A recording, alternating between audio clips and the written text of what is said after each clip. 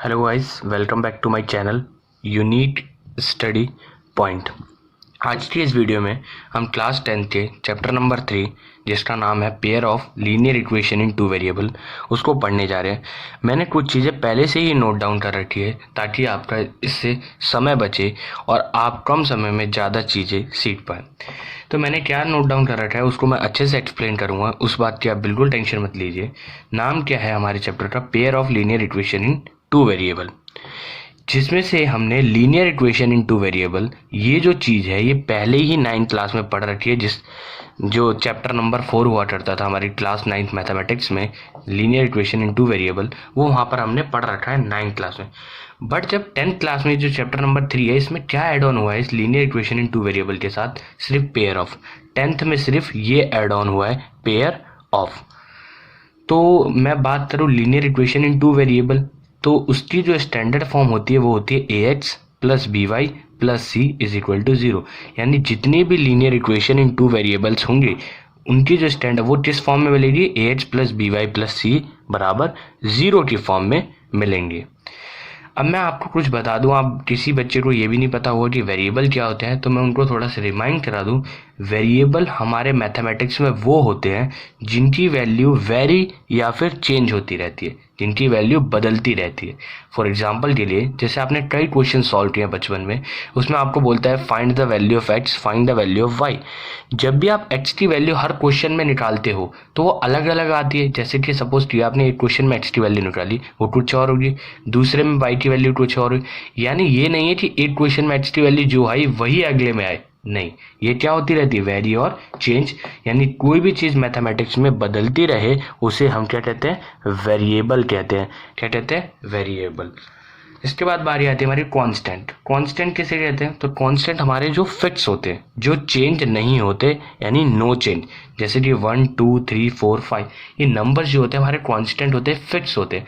जैसे सपोज करिए कहीं क्वेश्चन में आपको 5 पुट करना है, तो आप ये 5, चाहे कोई भी क्वेश्चन हो, 5 की वैल्यू हमेशा 5 ही रहेगी, ये बदल नहीं सकती। बट एक्स की वैल्यू क्या होगी? क्वेश्चंस में बदलती रहेगी। कभी एक्स की वैल्यू कुछ और आएगी, कभी एक्स की वैल्यू कुछ और आएगी। तो ये क्या कर सकता है? वेरी। और ये क्या रहेगा? फिक्स, यानी कि ये बदलता नहीं है। अगर मैं बात करूं यहाँ पर जो linear equation in two variable है उसी का एडवांस वर्जन पढ़ना है हमें, क्योंकि यहाँ पेयर लगा दिया। पेयर का मतलब क्या होता है? जोड़े, यानी किसी भी चीज़ को दो चीज़ों में पढ़ना। जैसे कि पेयर ऑफ सॉक्स आपने सुना है, पेयर ऑफ शूज सुना है, यानी दो जोड़े। ठीक है, तो यहाँ पर जो होगा वो होगा linear equation in two variable का जोड़ा। ठीक है, तो linear equation in two variable की मैंने आपको स्टैंडर्ड फॉर्म बता दी। यानी एक ऐसी इक्वेशन जो है वो दो होंगी ऐसी इक्वेशन, क्योंकि जोड़े में होंगे linear equation in two variable, तो ऐसी हमें दो इक्वेशंस मिलेंगी। जैसे कि अगर मैं बात करूं आपको कि स्टैंडर्ड फॉर्म क्या होगी pair of linear equation in two variable की, तो आपको जो मिलेगी वो इस फॉर्म में मिलेगी। A X plus B Y plus C, A X plus B Y plus C बराबर 0। क्योंकि मैंने अभी आपको ऊपर बताया है कि जो स्टैंडर्ड फॉर्म होती है लीनियर की वो ये होती है। इसी पे हमें ये पेयर पढ़ रहे हैं तो यानी दो होंगी ऐसी इक्वेशन। अब मैंने यहाँ 1 1 1 यहाँ 2 2 2 क्यों लगा रखा है? ताकि मुझे पता चल जाए कि ये पहली इक्वेशन है मेरी और ये मेरी दूसरी इक्वेशन है। क्योंकि यहाँ ये जो एक्स्ट्रा कोफिशिएंट a1 है ये फर्स्ट इक्वेशन का है, ये a2 जो है वो सेकंड इक्वेशन का एक्स्ट्रा कोफिशिएंट है। इसको यानी दो इक्वेशंस मिलेंगे। अब ये पेयर पढ़ रहे हैं यानी दो लीनियर इक्वेशंस मिलेंगे। अब इनको कैसे सॉल्व किया जाता है यही बेसिकली हमें इस चैप्टर में सीखना है। तो मैं अगर आपको बताऊं तो ये जो है पेयर ऑफ लीनियर इक्वेशन को हम दो मेथड से सॉल्व कर सकते हैं। एक तो है पहला हमारे पास ग्राफिकल मेथड। जो ग्राफिकल मेथड है वो हमें 3.2 3.1 और 3.2 में पढ़ना है।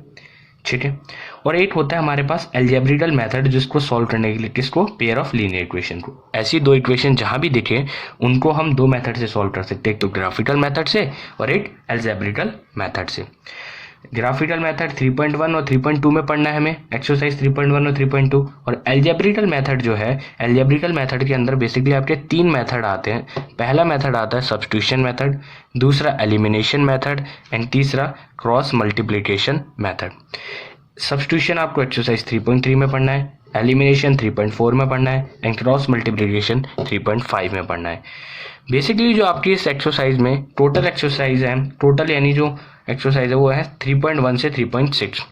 मैंने अभी आपको जो जायजा बताया है वो 3.5 तक का बताया है। तो 3.6 में क्या है, 3.6 में एक रिड्यूसिंग मेथड है जिसको हम फर्दर डिस्कस करेंगे। यानी अभी जो मेन है वो 3.5 तक है जिससे रिलेटेड है। रिड्यूसिंग मेथड बड़ा ही इजी मेथड है, जब हम पढ़ेंगे तब हम बताएंगे आपको, ठीक है।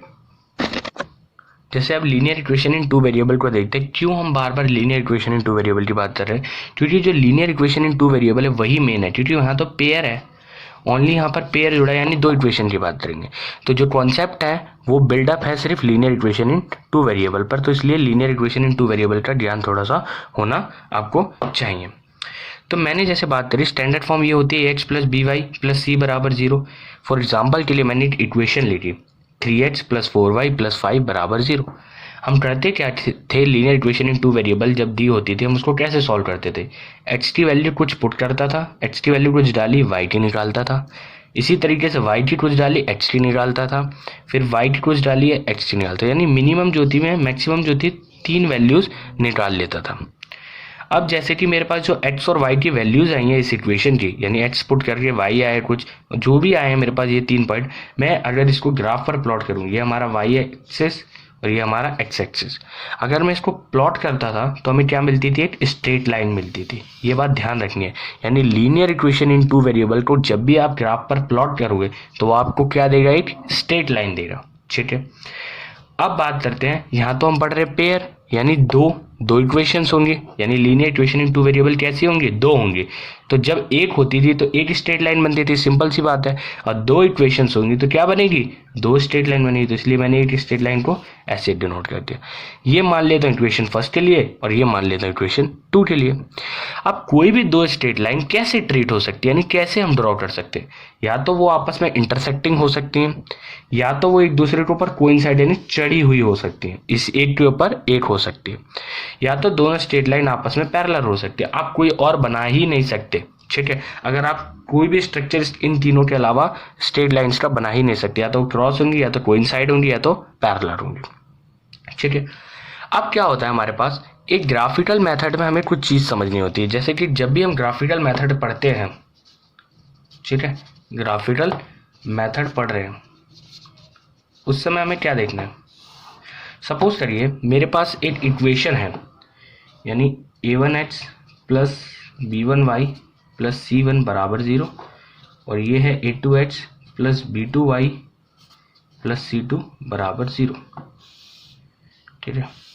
मैं कुछ यहाँ पर टेबल्स बना देता हूँ। ये मेरे पास क्या है, इक्वेशंस है, ठीक है। अब क्या किया मैंने, अगर मेरा a1 बराबर a2 is not equal to a1 upon a2 is not equal हो जाए b1 अपॉन b2, तो उस टाइम पर मेरे जो सॉल्यूशंस होंगे वो कैसा होगा, मेरा सॉल्यूशन यूनिक होगा। कैसा होगा, यूनिक होगा। और जो ग्राफ बनेगा यानी जो लाइंस बनेंगी वो कैसी बनेंगी, मेरी इंटरसेक्टिंग लाइन होंगे। क्या बोला मैंने, जब पेयर ऑफ लीनियर इक्वेशन दे रखी है हमें और हमें उसको ग्राफ पर प्लॉट कर रहे हैं तो हम क्या करेंगे, ग्राफिकल मेथड के अंदर है, ध्यान रखना कि अगर मैं a1 अपॉन a2 करूँ वो बराबर ना हो b1 अपॉन b2 के, तो उस केस में जो हमारी इक्वेशन का सॉल्यूशन होगा यूनिक होगा, यानी एक ही सॉल्यूशन होगा। और लाइंस कैसी होंगी, इंटरसेक्टिंग लाइन होती, इंटरसेक्टिंग लाइन होगा। अगर हमारा इसी इक्वेशन का a1 अपॉन a2 बराबर हो जाता है b1 अपॉन b2, ये बराबर हो जाता है c1 अपॉन c2 के, तो उस केस में जो सॉल्यूशंस होंगे वो होंगे infinitely many solution, infinitely many solution होंगे। और जो लाइंस बनेंगी उस केस में वो कैसी बनेंगी, वो बनेंगी कोइंसाइड लाइन, कोइंसाइड यानी एक के ऊपर एक चढ़ी हुई लाइन बनेगी। अगर इक्वेशन में हमारे पास a1 अपॉन a2 इक्वल हो b1 अपॉन b2 के और ये नॉट इक्वल हो c1 अपॉन c2 के, तो उस केस में इक्वेशन के कोई भी यानी नो सॉल्यूशन, इक्वेशन सॉल्व ही नहीं हो सकती उस केस में, ठीक है। और जो लाइंस होंगी हमारी वो लाइंस कैसी होंगी, पैरेलल होंगी। ये इतनी सी बात आपको ध्यान रखनी है। और जहां जहां पर यानी यूनिक सॉल्यूशन में सॉल्यूशन तो आ ही रहा है, एक ना एक आ ही रहा है, तो जब भी एक या ज़्यादा सॉल्यूशन आए तो उस इक्वेशन को हम कहते हैं, यानी ये दोनों इक्वेशन कैसी हो जाएंगी, कंसिस्टेंट इक्वेशन, ठीक है। और ये जो यानी जिसमें सॉल्यूशन नहीं आ रहे, इसको हम क्या देते हैं, जिसमें सॉल्यूशन नहीं आ रहे उसको कहेंगे हम इनकंसिस्टेंट इक्वेशन। ठीक है, इनकंसिस्टेंट इक्वेशन। ठीक है, ये बहुत ही इंपॉर्टेंट है। यानी दो इक्वेशन दे रखी हो और हमें ग्राफ पर जज करना हो तो हम सिंपली इससे देख के बता सकते हैं कि क्या होगा। यानी यूनिक सॉल्यूशन होगा, लाइंस कैसी बनेंगी। ठीक है, इन्फिनिटली मैनी सॉल्यूशन होगा, लाइंस कैसी बनेंगी। ठीक है, तो ये सिंपल एक हमारे पास फॉर्मूलाज है, आप कह सकते हैं ग्राफिकल मेथड्स के अंदर आता है। सो आज की वीडियो में हमने सीखा कि ग्राफिकल मेथड्स का बेसिक सीख लिया। ठीक है, नेक्स्ट वीडियो में हम स्टार्ट करेंगे एक्सरसाइज 3.1 को। और ये जो कॉन्सेप्ट है ये बड़ा ही इंपॉर्टेंट कॉन्सेप्ट है जो आज की इस वीडियो में पूरी एक्सरसाइज 3.1 और 3.2 का सार है ये। ठीक है, तो ये बेसिक्स मैंने आपको बता दिए हैं, अब एक्सरसाइज पर हम आ जाएंगे। ठीक है, तो मिलते हैं नेक्स्ट वीडियो में। अगर आपको हमारे चैनल पर हमारा बनाया हुआ कंटेंट पसंद आता है तो आप हमारे चैनल को सब्सक्राइब कर सकते हैं, आप हमारी वीडियोस को लाइक कर सकते हो और अपने फ्रेंड्स के साथ शेयर कर सकते हैं। ठीक है, thanks a lot for watching this video.